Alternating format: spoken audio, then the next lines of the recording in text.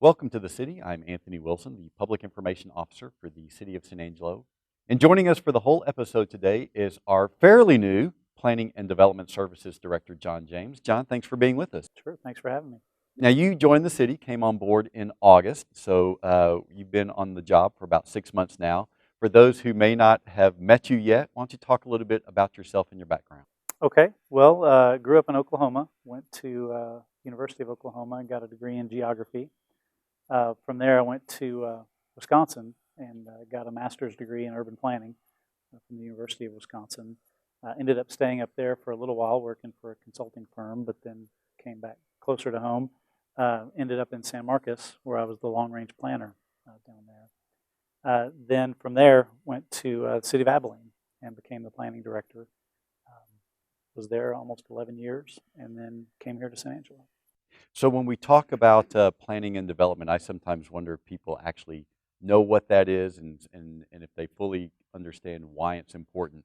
Talk a little bit about what planning and development is, why it's important, and particularly why it's important to the quality of life of any community. Sure. Well, planning in my mind is different than a lot of things we do at the city because our role is really to look out 15, 20 years and to help the community decide where do we want to be in the future. So many things that we do at the city are day-to-day. They're day-to-day decisions about water lines and streets and new developments. But we get the job of looking out, looking out 20 years in the future and helping the community decide what is it we want to be, and then turning around that and asking the question, what decisions that we make today do we need to make to get us closer to that vision for the future? And as you mentioned, a key aspect of that is quality of life. I know that's a factor in most cities, and the city council here has indicated that quality of life is an important factor in terms of that future long-term vision we want to see. And so our role is, again, to help the community decide. And again, I want to emphasize that it's not us as planners imposing any sort of vision on the community. Our job is really to solicit from the community what is it that we want to be, and then our job is to help bring us closer to that vision as we make those decisions day to day, whether it be new development regulations, where we build new streets or sidewalks, all of those issues. So when you talk about quality of life, how does planning impact that in a very direct manner? Well, really, again, it's looking at what are the things that are important to the community and making sure that individual developments, individual actions that the city takes brings us closer to that vision. Used to work with a guy who liked to say cities are built one Burger King at a time, and how that one Burger King is built plays a role in terms of the long-term impact on the community, because each cities grow one piece at a time, one neighborhood at a time, and how those neighborhoods and businesses grow and develop really play the largest role in what the city looks and feels like 20 years down the road. From a planner's perspective, what were your initial impressions of San Angelo's development? Well, first I would say I was impressed with, I think San Angelo has a lot going for it. It's one of the reasons I was drawn to the city. Everything from the river trails and everything that's been done down there. So many things jumped out as being already a quality place to live. Of course, as a planner, I often seek out and try to see what are those things that could use improvement. One of the things, as almost any new resident to San Angelo notices, is a lack of sidewalks. That's something that almost every city in the state our size and larger, in fact all of them, require sidewalks in new development, whether it be single-family home neighborhoods or business areas. So that's something that jumped out at me, and that was actually true in Abilene when I started there, and made some progress in bringing better pedestrian connectivity to Abilene, and hopefully that's something we can do here as well. Well, let's talk about that just for a second, because we get that question a lot about why aren't there more sidewalks in San Angelo. What's your understanding of that, and what's the solution? Well, most cities back in the 1950s, 1960s decided, well, cars are really all we need, and so we stopped requiring sidewalks in new developments. Then generally in the 80s and 90s, many cities started to rethink that and think, well, people do still want to walk, and there are reasons for kids to get to school. Being a university community, for example, lots of need there as well. And so cities really changed their rules and going back to requiring sidewalks in new development. As I mentioned, we're one of the only cities our size in the state that doesn't require sidewalks, and that one fix for that would be to start requiring sidewalks. That wouldn't address the areas that don't have sidewalks today, but there are a number of things we can do in terms of putting in sidewalks when we rebuild roads and doing capital improvement projects for sidewalks that could address that as well. You mentioned that you worked in Abilene for a number of years, and we're very similar in nature to Abilene. How did you think that our development here compared to what you were accustomed to in Abilene? They're really very similar. I'm not sure there could be two cities more similar than San Angelo and Abilene. And so that was really the first thing that stood out to me is I was coming here and thinking, well, there are going to be differences. Having moved from San Marcos to Abilene, there were a lot of things that were very different. But coming from Abilene to here, it was surprising to me how similar the two cities are. So what are your planning priorities for San Angelo at this moment?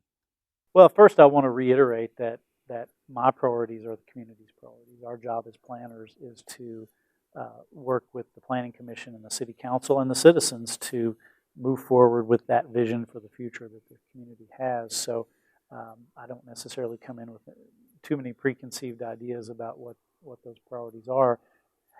Having those priorities that have already been defined by the City Council, really my goal is to help move those forward with quality of life, improvements to the development process, all of those things that have been already defined.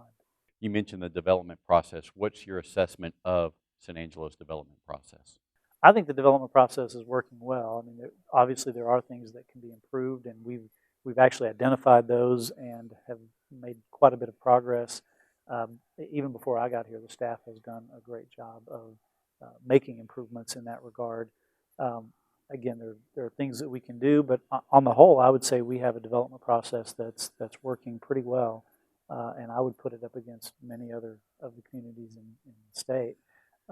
It's one of those things, every city I've ever worked in, there have been complaints about the development process. It's an extra hurdle people feel that they have to jump through that oftentimes they're not beating down our door like you're going to Target or Walmart to buy something. You want to be there because there's something you need. We're typically an extra hoop that someone has to jump through to get to what they want. And of course we think that's important. There are important reasons for those processes to be there. But it's something that those people going through the process aren't necessarily happy to be there, and we try to do our best to provide good customer service to them and get them through the process as quickly as possible.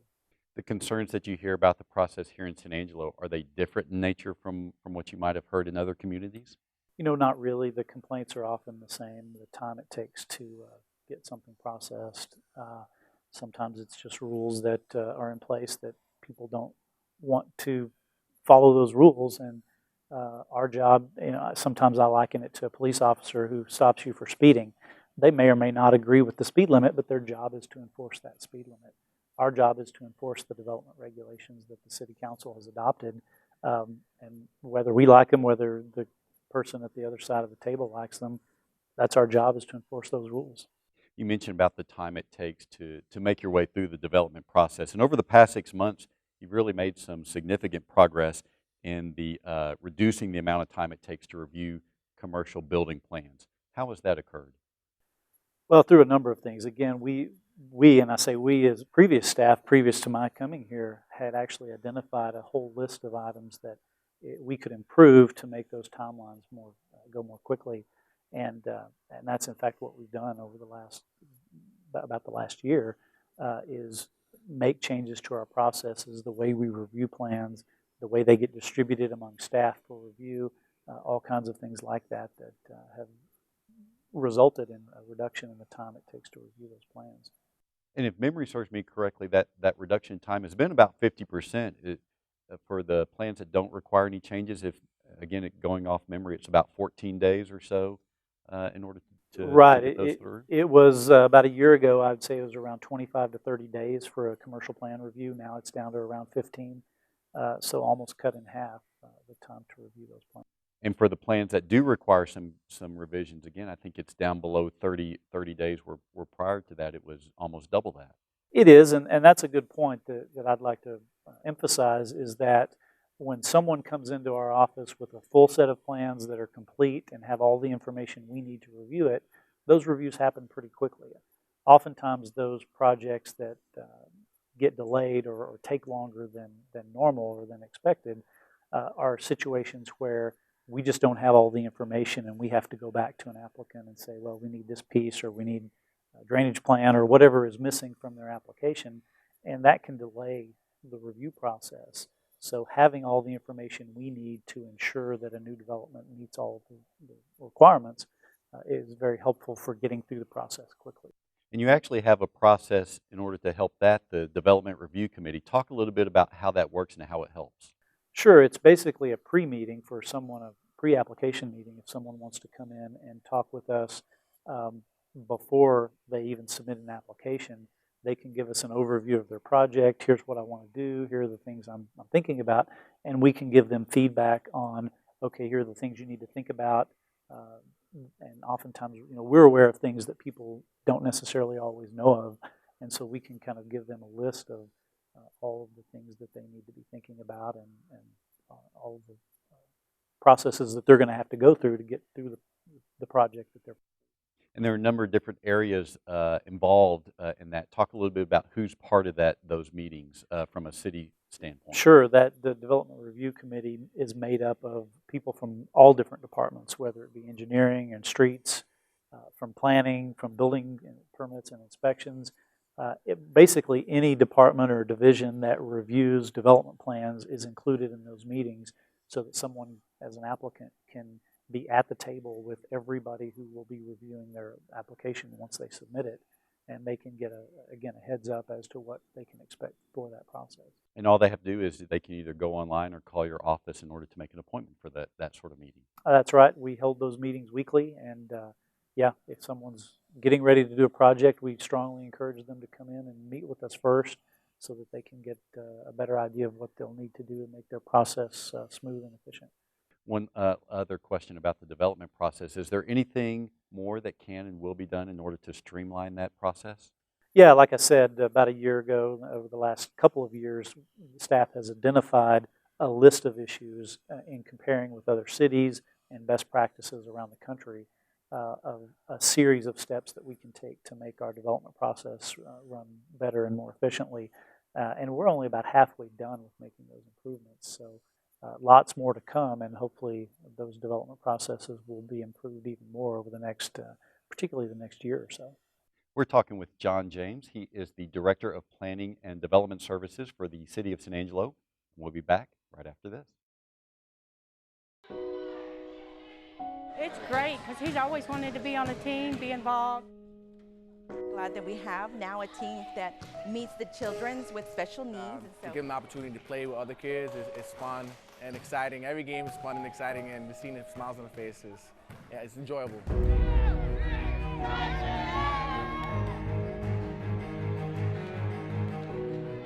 This is just an adaptive team that he's able to also interact with children with other special needs, and it's just at his pace, at his level. And so without any, there's competition, but it's also fun competition. It was the first opportunity for him to have a game and be on a team. In the past 6 years of working here, this has been the best thing that I've been a part of. I mean, to come out here and watch these kids and be a part of it, it's so much bigger than the recreation department. I mean, we're giving these kids memories that they are gonna have forever.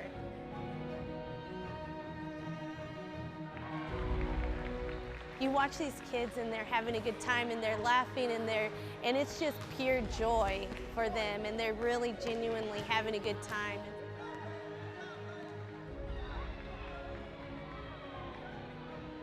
I love it. I love it. You know, I mean, we all having fun, and this is what it's about: having fun, good times, smiles, and giving them the opportunity to play.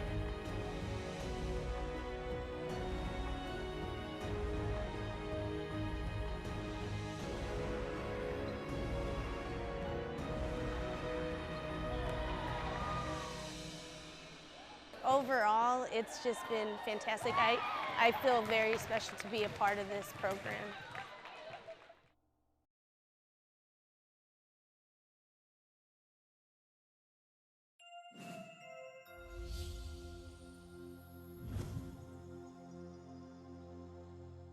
Welcome back. We are continuing our conversation with John James. He is the Director of Planning and Development Services for the City of San Angelo. John, we've been talking about the development process, and as you know, some claim that that process in San Angelo, whether it's gaining some regulatory approval or it's the permitting process or the inspection process, is overly burdensome. And I've heard you talk before that there seems to be sort of two schools of thought regarding that, depending upon whom the developer is. National developers may feel a little differently than local developers do about that. I'd like you to talk about that a little bit. Sure, yeah, and I'll just give an example. Just recently we received a comment from one of the developers involved with the new big Walmart project, really praising the staff for everything from the quickness of the process to the customer service provided to them as they were going through the process, the development review committee that we talked about, and really just the efficiency with which we got back to them when they had questions.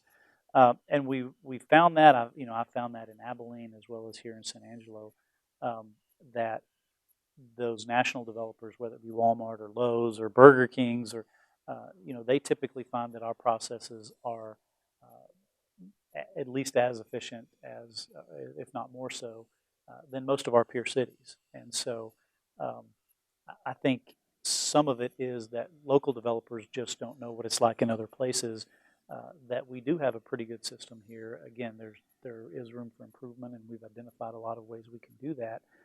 But as we compare with our peer cities, we're right on par. And if we start comparing with the larger metros, Houston, Austin, Dallas-Fort Worth, I think any developer would say that we are much easier to work with than any of those larger communities. I think one thing that's important for people to understand is a lot of those regulations are there to protect the public's safety, yes? That's right. I mean, we don't, as a city, go out and regulate people just because we like to regulate people.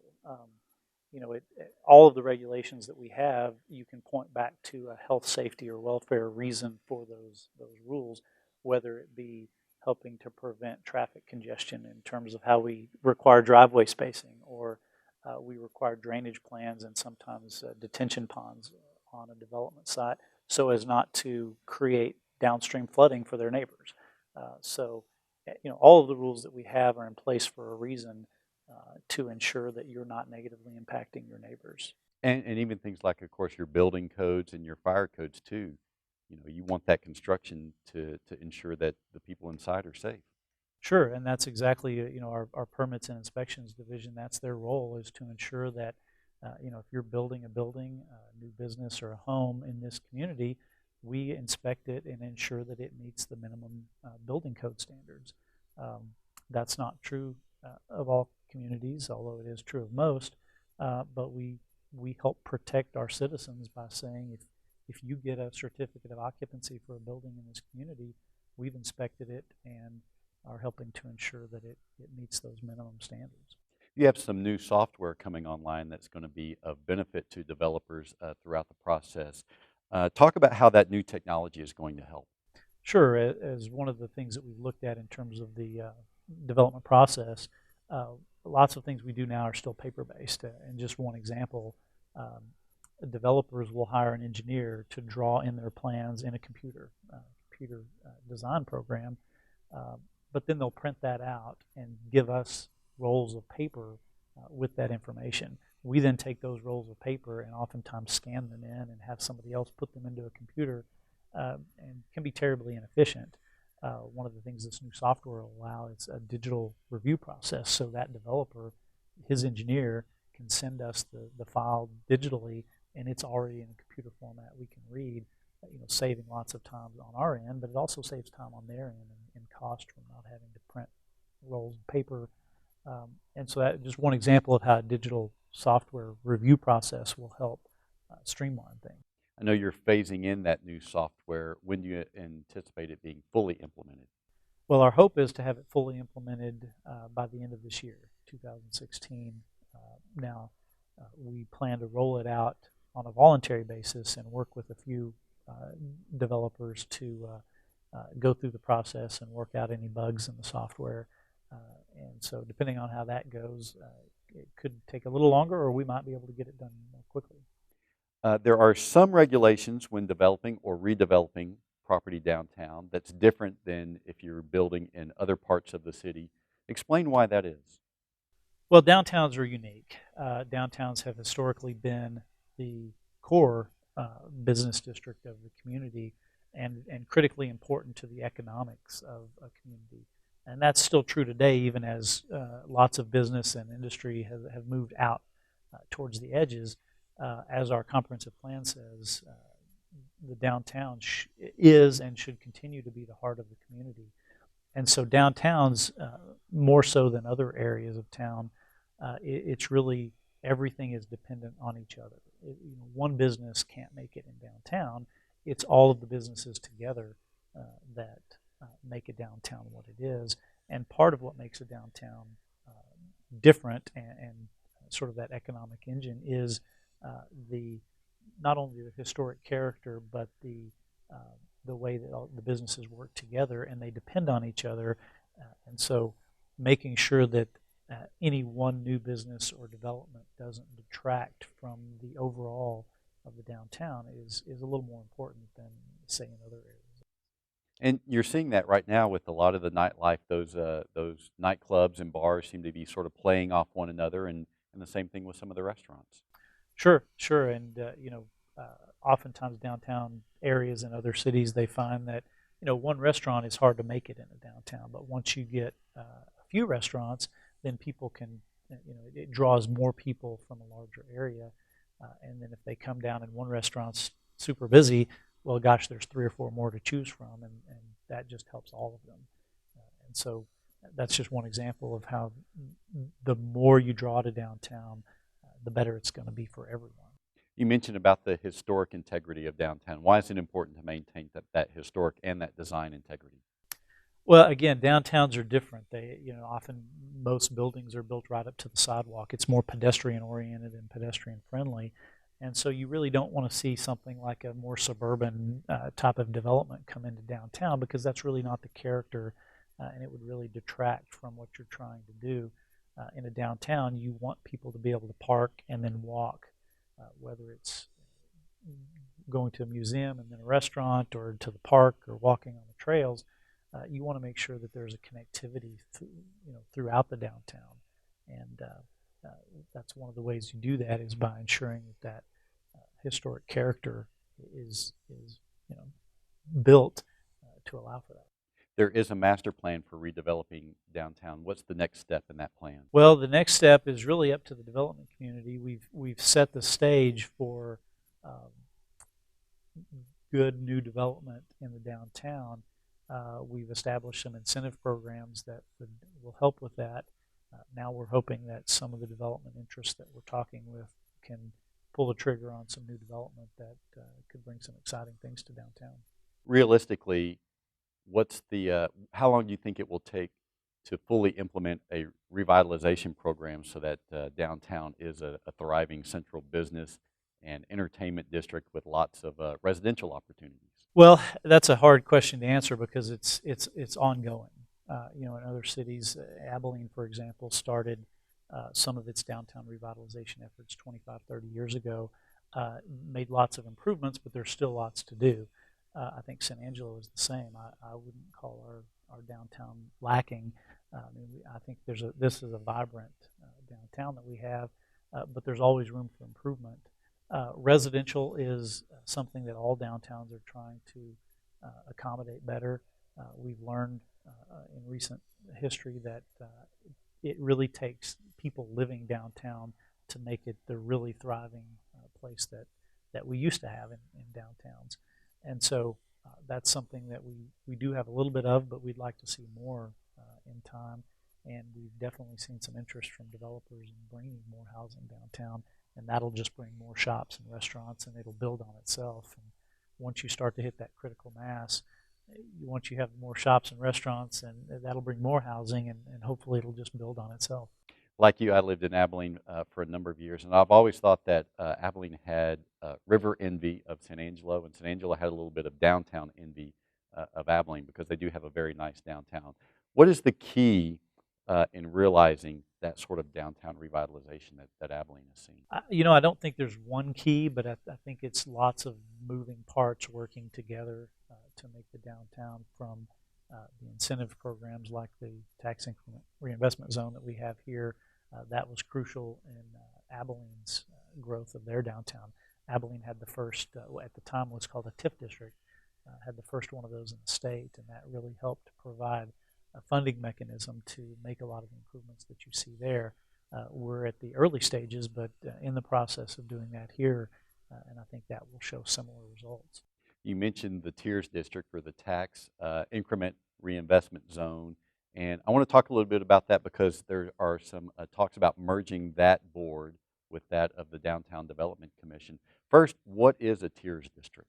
It's basically, as I said, it used to be called a TIF district, tax increment financing, but the idea is you freeze the property tax values as they are when you start the district, and then any increased value over time, those taxes are still paid, but they go into a separate fund to make improvements in that district. Really the idea being that it's a place in the community that needs a little extra because of the age and other issues with developing downtown. It can be a little more costly, but again, it can provide tremendous benefits to the community overall. And so recognizing that, it's basically a funding mechanism to fund improvements, both to private businesses as incentives, but also improvements to streets and sidewalks and street trees and all of those sorts of things, just to help the downtown flourish. So why is there consideration of merging the Tiers Board with that of the Downtown Development Commission? Well, the Downtown Development Commission was created to help develop a plan for the downtown, and then to work with developers, a master developer particularly, to help encourage particular kinds of development in the downtown. That process has, basically the plan has been created. We worked with the master developer, and that process has kind of wrapped up. While there are still things that the role of the Downtown Development Commission, there are still things that they can do. There's not as much as there has been in terms of focused activity, and so I think the thinking is that one board could manage both the Tiers functions as well as the downtown development and redevelopment functions, rather than having two separate boards do that. One last question. The City Council has, of course, among its 5 priorities, improving the development process. I assume that you like the fact that that our elected officials are really focusing in on your area of expertise. Sure. I mean, it's having that focus. It's I think a double-edged sword. It's focusing on the development process. Although part of the reason that the focus is on the development process is because of that perception that it's broken and needs fixed. I think we're moving in the right process, in the right direction to make that happen. And hopefully we'll continue that focus as one of the top priorities of the City Council, to take that even further in terms of continuing to ensure that we're moving towards a high quality of life in the community as we look out 20 years. We've been talking with John James. He is the Director of Planning and Development Services for the City of San Angelo, and we hope you'll join us for the next episode of The City.